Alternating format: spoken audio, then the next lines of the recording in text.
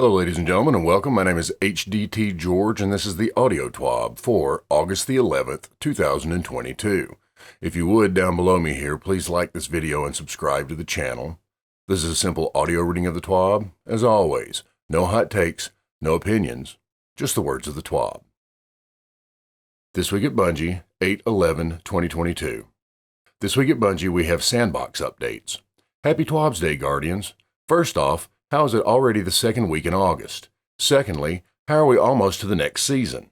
Good news is, you still have time to wrap up your seasonal title. I'm only missing one more triumph. And think about what you're going to wear for ARC 3.0.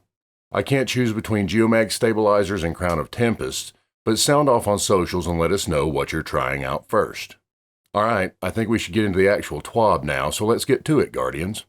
Weapons and things.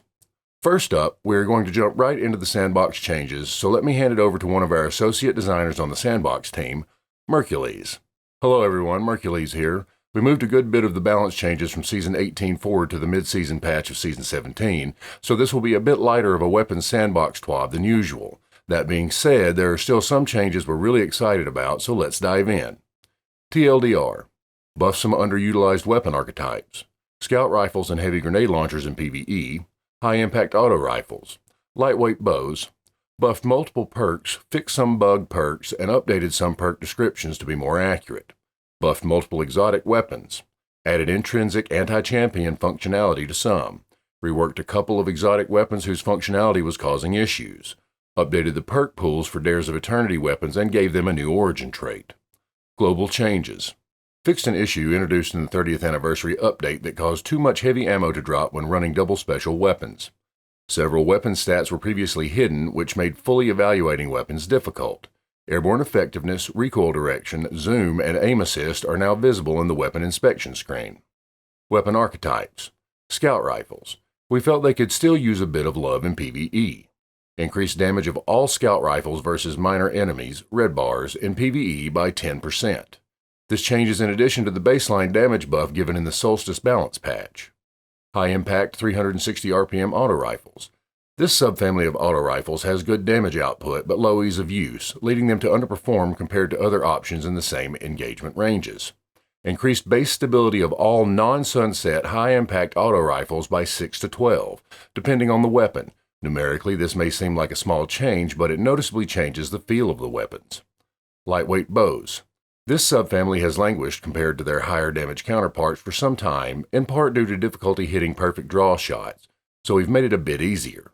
Reduced base draw time by 5% from 612 milliseconds to 580 milliseconds. Increased the perfect draw window, how long you can hold the drawn bow before you begin to lose accuracy and damage. Stability modifies this window.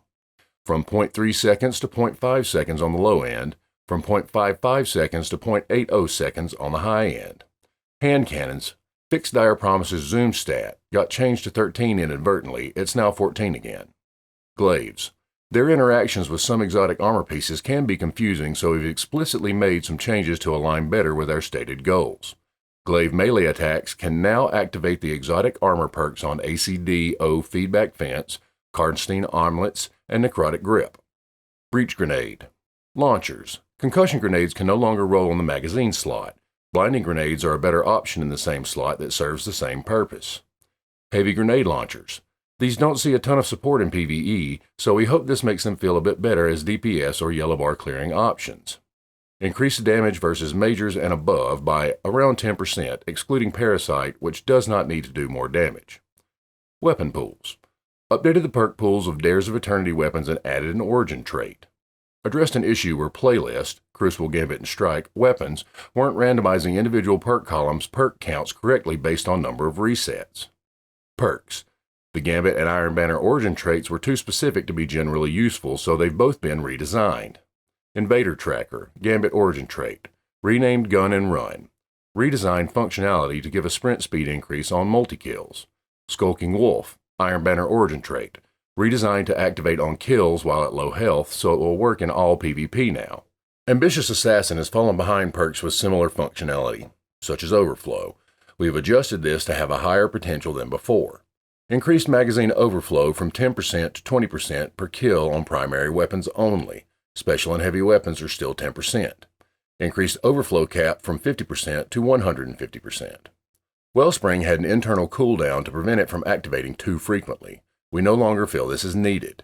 Cooldown has been removed, allowing for rocket launchers and grenade launchers to return more ability energy when defeating groups with a single shot. Perpetual motion was triggering frequently enough to be annoying, so we disabled audio-visual feedback on perk activation. Lead from Gold wasn't respecting the functionality of splitting the special ammo picked up when 2 special weapons were equipped. Now gives the correct amount of ammo to each weapon when 2 special weapons are equipped. Concussion grenades can no longer roll on breach grenade launchers. Vice Stinger was intended to grant ammo on weapons that support it and charge draw time on bows only. This was inadvertently applying to linear fusion rifles as well, making it too strong for an origin trait on them. Fixed a bug where it was applying a charge time reduction to linear fusion rifles. It will correctly only refill the magazine from reserves when it triggers on these weapons. Zen Moment has always had a description that confused players. Particle Repeater 2. Their descriptions have been updated to say what they actually do. Exotics. Buffs. We've added anti-champion functionality to several weapons with the goal of giving more options for each champion type, split across weapon slot and ammo type. We expect to do this from time to time in the future as well. Le Monarch added intrinsic overload to poison arrows.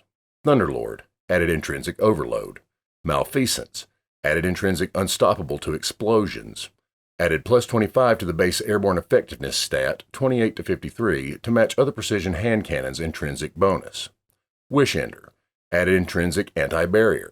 Increased number of hits versus most targets from 2 to 3. More hits against vehicles, still 2 against players. Increased damage versus champions, majors, and mini-bosses by 10%. Draw time decreased from 828 milliseconds to 820 milliseconds. Tiku's Divination gets a free small buff from the global lightweight bow changes. Draw time decreased from 612 to 580. Legend of Acreus has fallen far behind other heavy short-ranged weapons and warrants a buff. Catalyst now grants the Trench Barrel perk in addition to its other effects. Different versions of the exotic paired legendary weapons didn't have matching stats, so we have brought them up to parity. Callus Mini Tool increased airborne effectiveness from 23 to 28 to match Mida Mini Tool. Mida Mini Tool increased zoom from 13 to 14 to match Callus Mini Tool. Drang Baroque increased airborne effectiveness from 21 to 23 to match standard Drang. Sweet Business increased airborne effectiveness from 27 to 32. Fighting Lion's Season 17 5% damage buff was rolled back as part of a fix for a larger bug. This is being reintroduced and increased. Now receives the intended buff, increased from 5% to 8%. Increases the grace time for the instant reload effect of Thin the Herd from 5 seconds to 6 seconds. Reworks. Lord of Wolves. Lord of Wolves has long been a thorn in the side of PvP players, especially when paired with certain exotic armor pieces. We have changed the amount of ammo it starts with and reduced the damage dealt to players. This is part 1 of a larger rework aimed at making it a more viable PvE exotic without increasing its effectiveness in PvP. Decrease starting ammo in PvP from 15 to 10, PvE unchanged. Reduce the burst size, shots fired per trigger pull, from 10 to 5 shots when Release the Wolves is active. Reduce the burst delay, the time between bursts, by 60% when Release the Wolves is active. Decreased Lord of Wolves base damage by around 20%. Now deals 35 per shot to the body in PvP, 44 with Release the Wolves active. Increased damage in PvE by 20% to compensate. Dead Man's Tale. The Cranial Spike perk was causing issues with unintended damage scalars against players and generally felt unpredictable both to use and to fight against. It also wasn't quite landing the hipfire cowboy rifle fantasy as strongly as we wanted to, so we reworked it to lean more into fast-firing hipfire. Changed Cranial Spike's effects. Cranial Spike no longer buffs damage versus players, instead it grants increased reload, aim assist, and range per stack. It still grants additional damage versus PvE combatants. Upon reaching max stacks of Cranial Spike, the Catalyst will now increase hipfire RPM by 50, i.e. it will fire at 180 RPM, but will deal reduced damage per bullet, 20% decrease. Collective Obligation. We are aiming to make the exotic perk effects easier to activate and more effective in PvE. Increased Void Leech timer to 15 seconds in PvE activities. PvP remains at 10 seconds. Remove the cooldown. Added a 20% damage bonus against PvE combatants only while Void Leech is active. Takes less hits to fully charge Void Leech. Kills against debuff targets instantly charge Void Leech. Void Leech is also instantly charged when your character is affected by Void debuffs. Does not work if hitting yourself with your own suppressor grenade. Fixed a bug where Umbral Sustenance was activating with non-void overshields. Armor.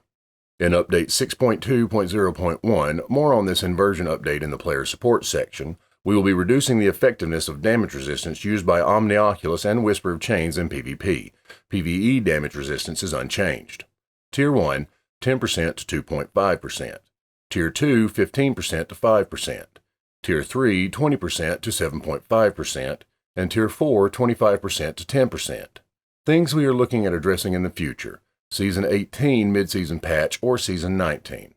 Reducing shotgun spread randomness, reducing bow swapping effectiveness, increasing trace rifle ease of use, introducing the full auto setting, reducing the ability of snipers to shoot through flinch in PvP, examining some small targeted balance changes to certain PvP outliers, pulse rifles with out-of-band effectiveness, high-impact scout rifle ease of use, precision fusion rifle ease of use, allowing glaive interactions with some exotic armors that buff melees, fixing glaive hit detection, reworking some enhanced perks, folding spec mods into the base perks. Player support team reporting their reports. RIP Update 4.2.0. Drumroll. Our player support team is ready to go and here to share some information about a few things they have on their radar. Can we also just say a super big thank you to the player support team? Because honestly, they are some pretty cool cats. Destiny 2 Patch Number Update.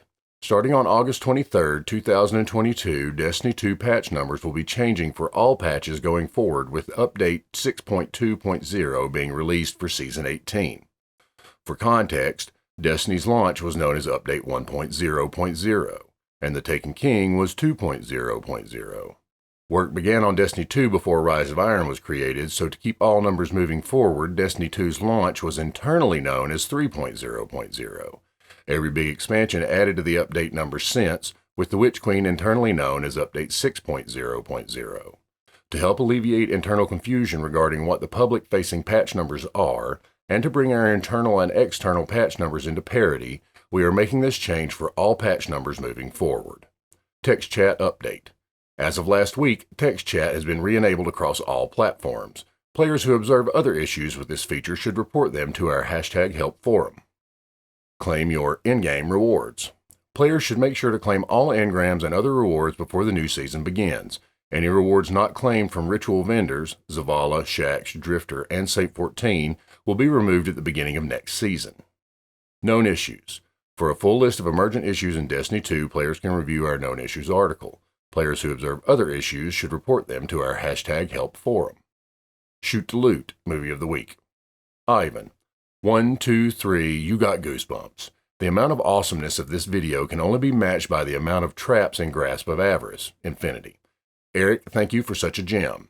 Movie of the Week, Destiny 2, Grasp of Avarice, violin, guitar, piano cover. Bruno. We all have favorite guns, mods, and perks, and we all remember the moment we fell in love with them for whatever reason. I'm sure some of you will fall in love with the Shoot to Loot perk after watching this video. I didn't, though, because I already loved it. Movie of the Week, oh no, my heavy ammo. Anyway. Don't. Artist of the Week. Hippie. Look, I'm a simple hippie. I see a reference to The Office, I hit like. Also, I'm pretty sure the fate of my soul is at stake if I say anything but adoring things about Telesto, the besto. So in honor of that undying affection and loyalty we have to our favorite Destiny 2 weapon, here's a simple request to our loving and not at all sentient piece of artillery. Don't. Art of the Week, best The Office impression. Don't. Sam. As a fiber artist, crochet, knitting, embroidery, anytime any of you create something digital, it just blows my mind. The details, the line work, and the geometry engraved into your art is truly magic of its own variety. This Garden of Salvation set falls right into that category, and it stopped quite a few of us in our tracks, so we knew we had to share it. Art of the Week, Garden of Salvation. Ta-da! This week's TWAB means we only have one more TWAB before the season ends. Then we jump into our showcase on August 23rd. We do want to remind you that we are starting the vote for your exotic ornament on August 16th, so please go check out last week's TWAB if you missed the details on that. And if you are wondering when you're going to get some ARC 3.0 info, that is coming soon-ish, to a Bungie.net page near you. We know you want to know all the things, but soon, Guardians, it will be here before you know it. Stay crafty, Guardians. Sam. Ladies and gentlemen, that was the audio TWAB for August the 11th, 2022. If you would, again, please down below me here, like this video, subscribe to the channel. If you'd like, you can follow me across all social media at HDTGeorge. And as always, remember, fight the status quo.